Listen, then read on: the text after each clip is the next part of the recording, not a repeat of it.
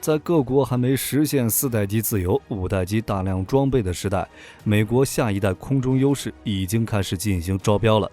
为了给 NGAD 战机申请预算，美军将 F-22猛禽贬得一无是处，甚至打算将其全部提前退役，就连 F-35都遭到美军的疯狂抨击。果然，男人的嘴骗人的鬼，人类是喜新厌旧的，以前还叫人家小甜甜，现在有了新欢就变成牛夫人了。在 NGAD 招标的同时，美国空军部长表示，这次我们要避免 F-35问题缠身。难道 F-35这架战机是失败品吗？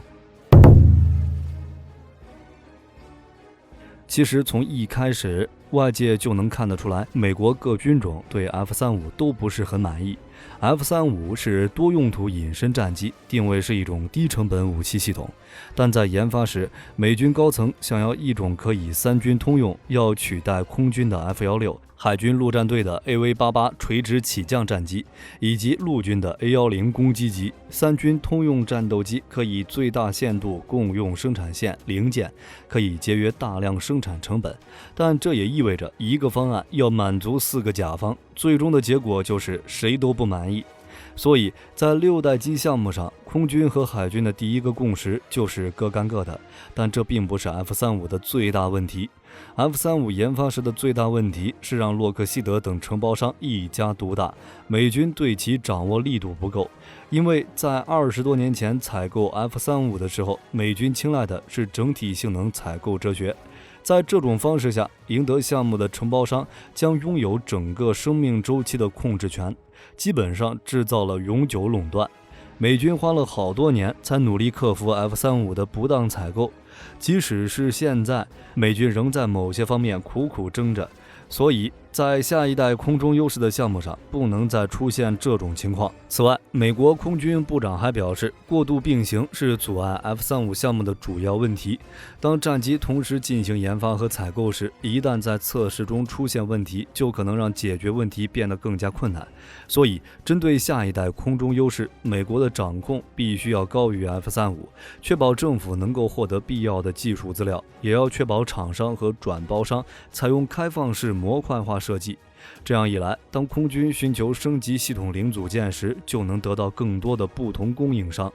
关于美军6代机的成本，空军部长曾表示，单价成本将达到数亿美元，是空军 F-35A 成本的数倍。当然，这也很正常，毕竟美军6代机无法像 F-35那样平摊成本。也正因此，美军负担不起多家承包商合作，打算在2024年让波音、洛克希德以及诺斯罗普等公司竞标，然后从中选出一家公司，以胜出厂商作为主要承包商，然后多家公司参与，共同开发设计，进行分散承包，希望借此能避免洛克希德在 F-35战机项目上的一家独大，而波音和诺斯罗普等公司无合同在手的不平衡局面。另一方面，6代战机的中程僚机计划将同步进行，空军正在与多家供应商进行合作，来打造6代机中程僚机。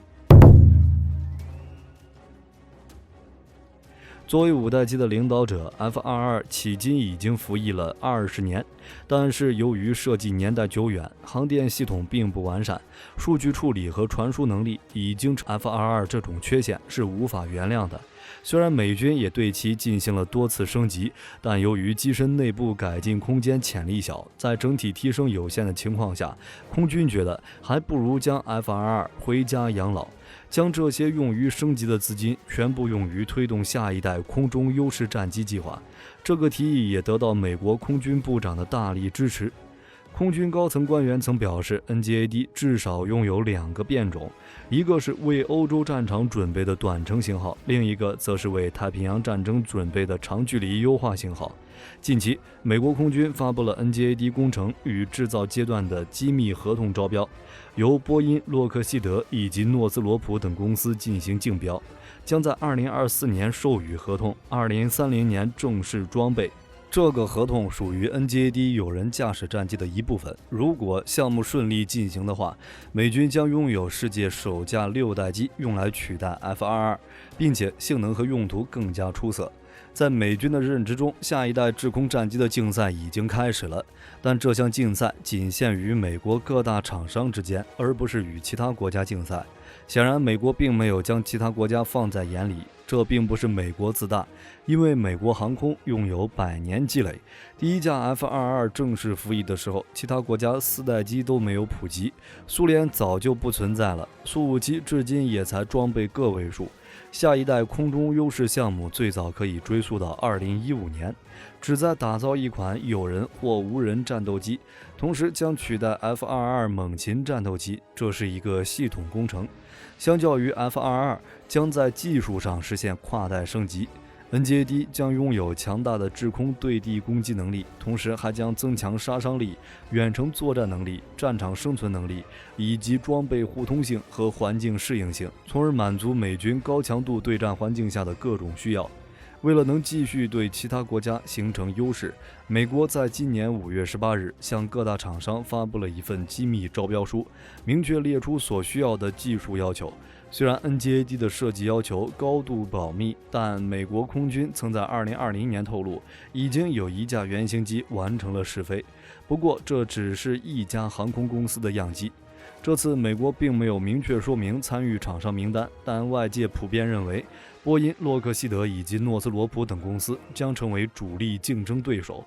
为了赢下这份合同，各厂商之间的竞争非常激烈，因为这可能是美军制造的最后一款先进有人战斗机。就在大多数国家还没有实现4代机自由的时候，诺斯罗普公司直接展示出了自己的真家伙。近期，诺斯罗普展示出了一个宣传影片，展示了机库中停放着一架全新隐身战斗机，旁边还停着一架 X-47隐身无人机，远处还有一架 B-21正在飞行。虽然画质看起来有点差，但仔细观看影片分析后，就能看得出来，这架全新隐身战斗机有点像 F-22与 B-2的混合体，采用了类似 B-2鹰嘴的设计，是一款单座双发重型战斗机。2条进气道布置在机背两侧，能够降低可探测性。为了满足美军6代机的设计需求，飞机体型比5代机大不少，能够带来更远航程和更大载荷。其实，在2021年，诺斯罗普就已经在宣传影片中展示了全新的隐身战斗机，只不过当时没有全身镜头，外形也与今年展示的有所不同。2021年的影片中，新战机采用了与 F-35一样的尖嘴设计，但在今年的影片中，新战机改为了与 B-2类似的鹰嘴型设计。这种设计出自迪克·谢勒之手，有利于战机高压音速飞行。对于采用飞翼布局的 B-2轰炸机来说，是一种不错的设计，但鹰嘴型设计并不利于飞行速度的进一步提升，所以 B-21轰炸机上取消了这种设计。另一个关注点就是新战机采用单座双发设计，2个进气道布置到机背两侧，虽然与 B-2一样都采用了进气道上置的设计，但进气道隆起程度要高于 B-2。将进气道上置机背所带来的好处不少，能够将机身下方雷达反射截面积提高战机的隐身性能，但这种设计同样存在一些问题，比如在大迎角飞行的时候，容易导致飞机因发动机进气量不足，从而出现空中停车的情况。对于 B-2这种不需要超机动能力的轰炸机来说，这个缺点影响并不大。但对于可能需要超机动能力的6代机来说，就有些致命了。显然，诺斯罗普也注意到了这个问题，对这种设计进行了相应的改进。这架战机发动机的内埋程度并没有 B-2轰炸机那么深，进气道也做得比较大。由于没有这架战机的完整3视图，所以不好判断诺斯罗普有没有优化翼身设计，来提升在超机动状态下的进气效率。诺斯罗普直接祭出大招，展示自己的设计。这种方式也是美国几家军火商展示自己产品系列的典型手段。不过目前仍处于 CG 阶段，但这是一架全比例外形的隐身战机，也是目前唯一公开外形设计的6代机，所以外界认为这应该就是诺斯罗普交出的答卷。但也别忘了，美国曾经用一个根本不存在的 F-19战机模型和游戏，成功欺骗了苏联的情报部门。所以诺斯罗普的影片是不是这个公司的最终方案，谁也无法确定。除了诺斯罗普公司以外，洛克希德和波音公司也曾发出过效果图。从外形设计来看，设计风格都比较类似，无尾双发重型布局已经成为标配。为了满足大航程、大载荷，在外形上都比较大。从目前招标情况来看，相关参与军火商都采用了进气道上置的方案。洛克希德甚至为了追求高超音速飞行，准备放弃超机动飞行能力。2个棱形喷口位于机身表面，这是一个效果很好的低可探测性设计，能够有效阻挡陆基雷达系统的探测，但基本放弃了机动能力。从设计图上来看，驾驶舱的视野有限，后方能见度几乎为零。当然，随着机载技术的发展，飞行员不用肉眼也能获得强大的战场感知能力。因为按照美军的需求， NGAD 不仅要拥有强大的单机作战能力来取代现役的 F-22猛禽战斗机，还需要拥有强大的互操作能力和体系化作战能力，成为美军下一代空优作战体系的节点。此前，美国空军部长曾表示，未来空军将编列200架 NGAD 战机和1000架协同作战无人机的采购预算，意味着 NGAD 战机可能更偏向于高超音速飞行，然后指挥协同作战无人机，通过高机动方式与潜在对手的高机动战斗机进行近距离空中格斗。如今，美军公开表示，招标工作已经开始。早在去年6月份 ，NGAD 就已经进入工程和制造开发阶段，所以美军6代机装备入役只是时间问题。只是目前还无法明确6代机的标准，毕竟5代机也是 F-22出来之后才确定了标准。但6代机相比于 F-22 属于跨代升级，不仅拥有更加强大的隐身能力，还拥有更加先进的电子作战能力，同时还会配备先进的发动机、传感器、武器以及其他子系统。在诺斯罗普的宣传影片中，甚至还能够看到6代机发射定向能武器。由于集成许多先进技术，美军的6代机成本相当高昂。为了避免 F-22 高成本带来的后果，美军一再表示 NGAD 是一个作战系统，而并非单一的传统作战飞机。